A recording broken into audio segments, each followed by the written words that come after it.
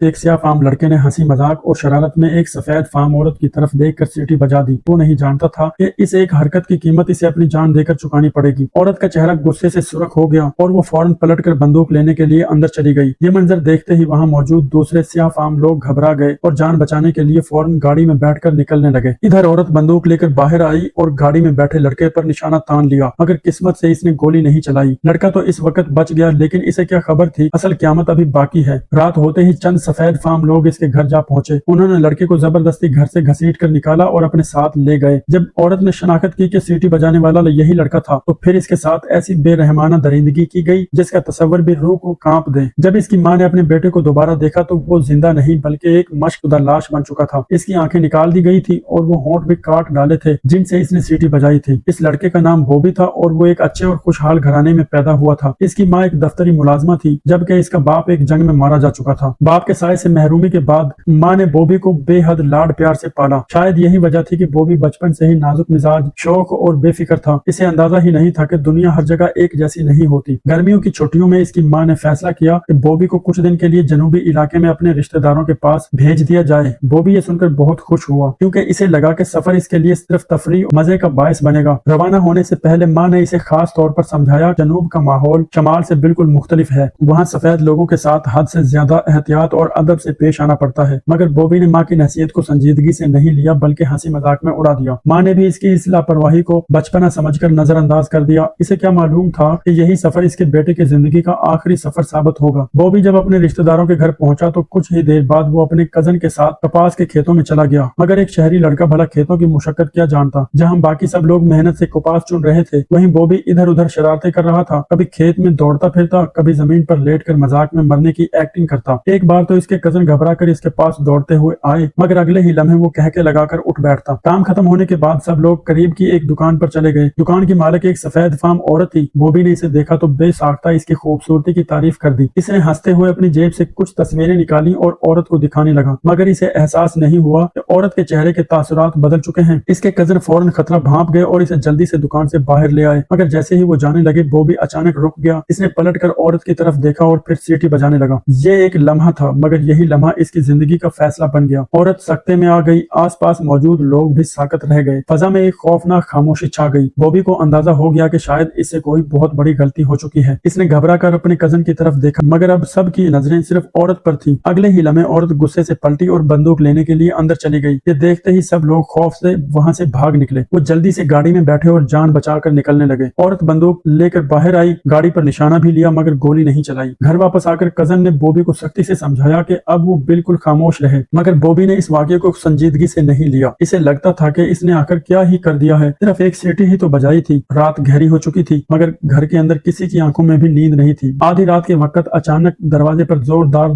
धमाकों की आवाज गूंजी। घर का सुकून एक ही लम्हे में टूट गया। दरवाजा खुला और चंद सफेद फार्म मर्द अंदर घुस आए। इनके चेहरों पर गुस्सा था, आंखों में नफरत और लहजे में एक ऐसा जहर के पूरा घर कांप उठा। वो सीधा बॉबी के कमरे में पहुंचा और इसे बिस्तर से घसीट कर बाहर निकाल लिया। नींद से बेदार होने वाला बॉबी अब भी पूरी तरह सूरत हाल नहीं समझ पाया था। इसे अभी तक एहसास नहीं था कि ये लोग इसे सिर्फ डराने नहीं आए, बल्कि इसकी किस्मत का फैसला करने आए हैं। इसके रिश्तेदार हाथ जोड़कर इनके सामने खड़े हो गए। किसी ने कहा कि ये बच्चा है, इससे गलती हो गई है, इसे माफ कर दो। किसी ने रोते हुए माफी मांगी। जब बॉबी को गाड़ी तक लाया गया तो इनमें से एक आदमी ने इसकी ठोड़ी पकड़कर इस औरत के सामने इसका चेहरा उठाया। औरत ने ठंडी और नफरत भरी नजरों से इसे देखा और फिर आहिस्ता से सर हिला दिया। यही वो एक इशारा था जिसने बॉबी की जिंदगी पर मौत की मोहर लगा दी। गाड़ी अंधेरे में दूर निकल गई। घर वालों को उम्मीद थी कि शायद सुबह तक बॉबी वापस आ जाएगा। इस रात बॉबी पर ऐसा जुल्म तोड़ा गया जिसे सुनकर भी रूह कांप उठे। इसे सिर्फ मारा नहीं गया था, बल्कि नफरत, तासुब और दरिंदगी की इंतहा का निशाना बनाया गया था। अगले दिन बॉबी की माँ तक ये खबर पहुंच गई कि इसके बेटे को अगवा कर लिया गया है। ये सुनते ही इसके पांव तले से जमीन ही निकल गई। वो फौरन मदद के लिए भागी और एक बाअसर सियाह फार्म वकील से राब्ता किया। वकील ने सूरत हाल की संगीनी को समझते हुए मशवरा दिया कि फौरी तौर पर इसे वाकये को आवाम के सामने लाया जाए, ताकि दबाव बढ़ सके और अगवा करने वालों को खबरदार किया जा सके। अखबारात में खबर शाया हुई और देखते ही देखते ये वाकया सिर्फ एक खानदान का मसला न रहा, बल्कि पूरे मुल्क की तवज्जो का मरकज बन गया। लोग सवाल उठाने लगे और आवाजें बुलंद करने लगे और उम्मीद की एक हल्की सी किरण न दिखाई देने लगी। लेकिन फिर एक ऐसी खबर आई जिसने सब कुछ खत्म कर दिया। पुलिस ने एक दरिया से एक लाश बरामद की। लाश के साथ मिलने वाली चीजों से शनाख्त हुई और मालूम हुआ कि वो बॉबी ही था। ये खबर सुनकर इसकी माँ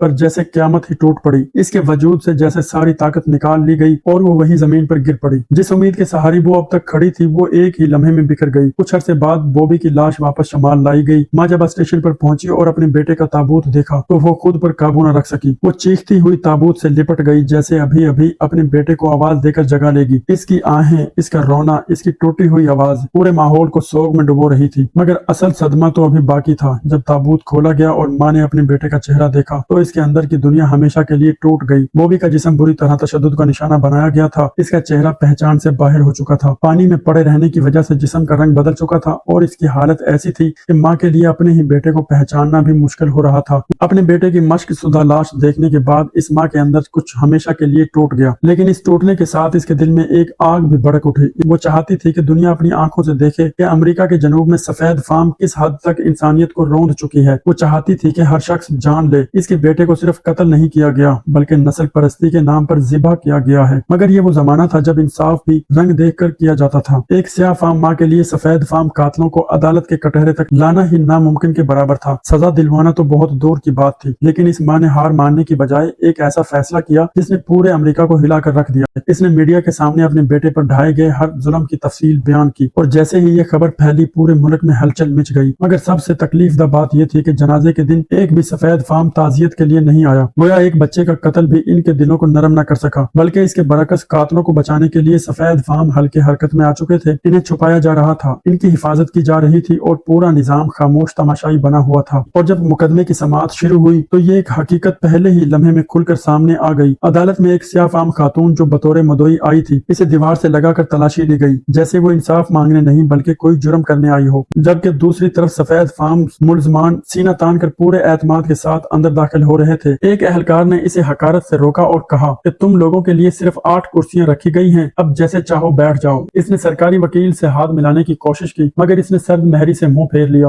گویا وہ ایک ماں نہیں بلکہ کوئی بوجھ ہو۔ اس لمحے ماں کو احساس ہو گیا کہ یہ مقدمہ صرف 2 قاتلوں کے خلاف نہیں بلکہ پورے اس نظام کے خلاف جنگ ہے جس میں انصاف کی کرسی پر بھی تعصب بیٹھا ہوا ہے۔ اور پھر سماعت شروع ہوئی، مگر حیرت کی بات یہ تھی کہ اصل بحث قتل پر نہیں بلکہ قاتلوں کو بچانے پر ہو رہی تھی۔ ملزمان کے وکیل نے آتے ہی یہ موقف اختیار کیا کہ گواہ قابل اعتبار نہیں اور مقدمہ کمزور ہے۔ گویا ایک بچے کی لاش، اس کی ماں کے آنسو اور پورے واقعے کی سنگینی بھی ان کے نزدیک کوئی معنی نہیں رکھتی تھی۔ اسی دوران وہ سفید فام دکاندار عورت بھی عدالت میں موجود تھی، وہی عورت جس کے ایک اشارے نے بوبی کو جان لے لی تھی۔ وہ اپنے بچے کو گود میں اٹھائے بیٹھی ہوئی تھی جیسے کچھ ہوا ہی نہ ہو۔ یہ منظر بوبی کی ماں کے دل میں آگ لگا رہا تھا۔ اسے لگ رہا تھا کہ ایک عورت جو خود ایک ماں ہے وہ کیسے ایک اور ماں کی گود اجاڑنے کی وجہ بن سکتی ہے۔ عدالت سے باہر آ کر ماں سیدھا اس جگہ گئی جہاں اس کے بیٹے کی زندگی نے وہ خطرناک موڑ لیا تھا۔ وہ دکان، وہی جگہ جہاں بوبی نے شاید ہنستے ہوئے کوئی بات کہی ہوگی کہ یہی لمحہ اس کی موت کا سبب بن جائے گا۔ وہ کھڑی ہو کر سوچتی رہی، کاش میرا بیٹا یہاں آیا ہی نہ ہوتا، کاش اس نے اس عورت سے بات ہی نہ کی ہوتی، کاش وہ اس دن چپ رہتا، کاش میں اسے جنوب بھیجتی ہی نہ۔ پچھتاوے کی یہی آگ اسے اندر ہی اندر جلا رہی تھی۔ اسی دوران وہ ان